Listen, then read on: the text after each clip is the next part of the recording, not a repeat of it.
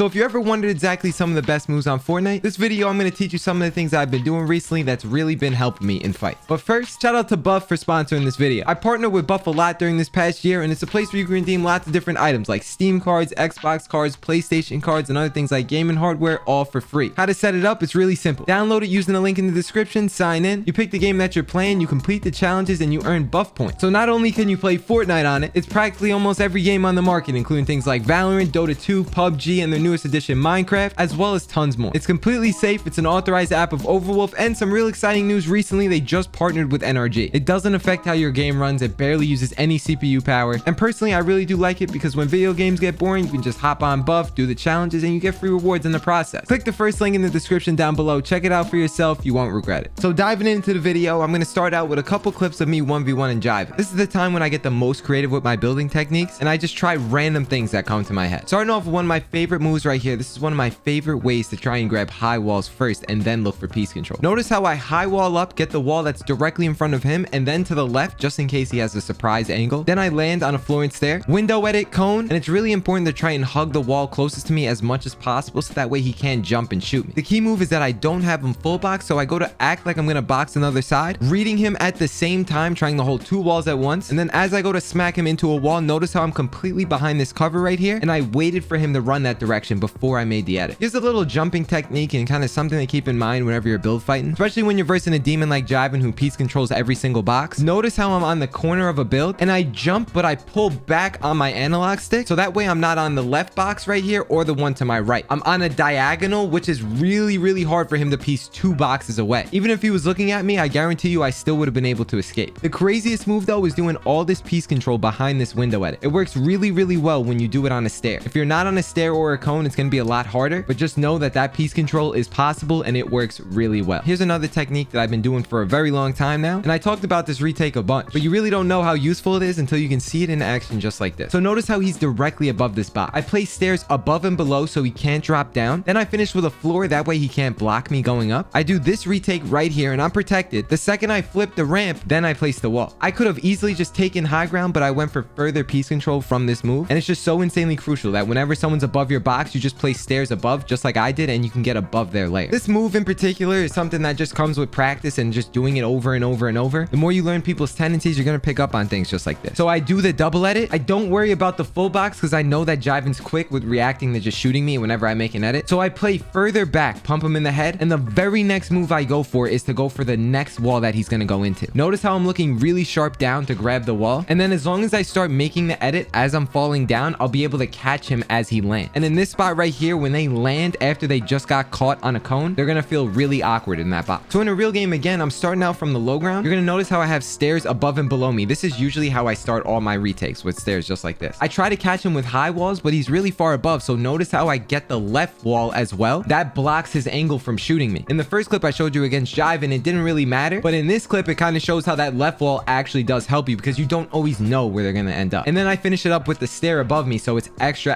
protection. I can't be shot. And then we finish up this play with a fat pump shot to the head. So I know a lot of these clips are going to be in creative, but honestly at this point it's so satisfying that I have to include it. Right now I'm versing one of my friends named Stiff, and he's really quick at making edits. So the second I did this double edit and I saw that he got this wall, it's better practice to look directly up and place a stair on the floor and back up as you're doing it. Nevertheless, I end up getting predicted pretty dang hard. So notice as I got caught jumping, I knew that he was going to try and go for piece control, so I didn't place any builds and let myself go beneath his build so I can catch myself in a freshly built box. That's what absolutely saved me from getting full piece. Everyone praise Jiven in the comment section because this move works so good against aggressive, really talented people on Fortnite. I make a wide open edit, but I made sure I was able to reset the wall right after I confirmed it. He shot, I shot, and I hit him with a fat pump. That is one of the best moves to pull off against really sweaty players. Here I go again. This is just another move that I remember. I predicted a lot of people before, so one thing I always keep in mind whenever I'm build fighting is I try to think, if I was the enemy, how would I predict myself? Notice how I saw the cone above this box and I was about to make an edit to go that way. Instead of running through it, I stopped the edit altogether, and then Stiff shot the wall thinking that I was going to go through because he predicted it. Having that heads up IQ to stop what you're doing and think about going a different way will stop you from taking damage. Now it didn't work here, but this is also another move that I did. I tried to do high walls up and I see him on a diagonal from the box I'm in, so I place walls this way, and instead of making an edit on this wall, what I'll do is run around to the other side, full box him in here, and then if I made a wide enough edit, edit and not a door edit, I would have been able to shoot him and still been behind cover. That is one of the best moves that I still use in almost every single fight against someone who's sweaty. So this is just a quick little heads up thing that I do to get me one layer above whenever I'm build fighting someone and I screw up. I'm attacking this guy in a build fight at the start, and in this spot right here, when he placed a stair above my head, when I landed on the floor, I quickly turned around to place floor stair, and I'm running in like a half circle to get around his build, and doing this helps me not lose my chance at getting the height. I'm not sure if that was confusing, so I'm just going to show you in creative again. When I jump back, I turn around, do floor stair. I can jump again just like this if I wanted to and get above this stair really quickly. And then here's a quick little tip. Whenever you pump someone and then you shoot them and you place a wall, notice how I'm on the low ground, and if I want to get cones up and down in this box without placing it above my head, all you have to do is literally hug and like touch that window edit. From there, you can do cones up and down and you'll never place a cone on your head. So far, I showed you 2 ways in the beginning of this video-ish of how I use high walls to block the front angle and the left angle. One thing, you're going to see me use this move and you're going to see how I get piece control from it. I'm not necessarily on a stair, but I'm able to side jump from this one spot, and I place the walls to the left first and then the front of me, and I land on a stair again. So when I do this edit, notice how I extend my cones over to his box. Then I place the wall and I really screw him over. That's an insanely good play that I use a ton in my fights, and just by understanding that little high wall tactic I do, you can extend your piece control into various moves just like this. Also, real quick, for the people who don't know, one of the best ways to get a right hand peek is behind a door. You can just jump up, get as many tap fire shots as you want if someone's trying to get a right hand peek behind it. It's a super tight angle for them to shoot you, and probably they won't even bother. Notice how I'm claiming the wall with an SMG as I'm falling, because 1, they can't exactly tell which wall I'm falling on, and 2, if they can't really figure it out too quick, you're gonna have it before they even realize. The move slash like situation I want to talk about that always comes up, I find myself doing this a ton. When someone runs away and tarps up and they have a stair in front of their box, most of the time you're gonna see me set up my own little place to the left. When you go for the wall, you're gonna do one of 2 things. You're gonna exploit in on the second pickaxe, or you're gonna just straight up try and take the wall and go for piece control. The reason why I decided not to exploit into the box here is because I saw him looking at me the whole time, and I thought he was gonna have his shotgun out. By the time I jump in, I'd get cracked and I'd probably die. So I played it safe and really abused the right hand peek. So if I show you the clip where I was backing up to place wall stair, anytime I land on almost any structure on Fortnite, I always try to land on floor stair. Easy cone piece control right above this guy's box, compared to me not being on the stair would be a little bit more difficult. Nevertheless, I'm fighting this guy and a third party just swans in on my head. Once you shoot the guy in this spot right here, this is a common situation. Most people, they're gonna branch out, make 2 boxes. When he made the 1 box, what I did right away was try and place a wall and stair, and the point I'm aiming for on this entire box fight is to try and get right here on top of the stair. No matter what edit this guy makes in any direction, I can block it with my own counter piece control. Not only that, if he doesn't react fast enough, I'll take the wall just like I did and kill him before he even realizes. Here's another very, very good move that I do a lot, and if you don't know this by now, you should definitely just be randomly practicing this in creative. Whenever you jump and you have a wall in front of you, just get used to high walling all these walls around you with stairs. When I saw this guy to the right of me, what I should have done, if I show you in creative real quick, I should have done the window edit and just placed a cone and tried to go for a jump shot. The really good move I did in here though that I like a ton, you may have missed it if you weren't paying attention. When you freshly build out a metal, I always try and run around and create more than 1 box so I don't stand in one. If I just stood here, sometimes players will just spray down and jump right in your face. And that's exactly what the guy did. Notice how I was outside that box because I just created another one like I said. I placed the wall, wait for him to jump down, then I cone him, surround him with walls, and then I spray the stair as I'm backing up so he can't flip the stair and go for a quick shot at me when I'm not expecting it. Now that I have the cone in that box and I also have the walls around him, as I'm whipping this edit from a really awkward angle, I know that he can place the wall right in front of me if I let him run at me. So what I did was try and get to the top of the stair as much as possible, shoot him, and then place a floor to block any shots that he's going to take back at me. After that exchange, that guy was pretty much toast. So here's one of the last moves that I quickly want to mention. This is definitely more of an advanced move by now on Fortnite. Simple but effective. So me and Jiven were trying to chase this guy. Notice how I'm in a spot where there's cones up and down. This is very common. Instead of trying to do all these crazy edits, to save myself time, what I do is edit the cone, place the wall right after, and edit it as I'm jumping to land in that guy's box. This is very difficult to time the jumping and the editing at the exact same time so you can get right in that guy's face. 50-50ing in this spot right here is one of the best things you can do for yourself, because that guy's probably thinking he has the high ground, he's boxed up, but if you jump right at him, he's going to be taken very off guard. Those are some of the advanced moves that I've been using across the couple of weeks of Fortnite that I've been recording. So I decided to make this video and pull it all in one so that I could just show people from my stream especially. Don't forget, check out the merch link down below. Use code KenBeans in the item shop if this video helped you, and I'll see you guys in the next video. Deuces. Peace.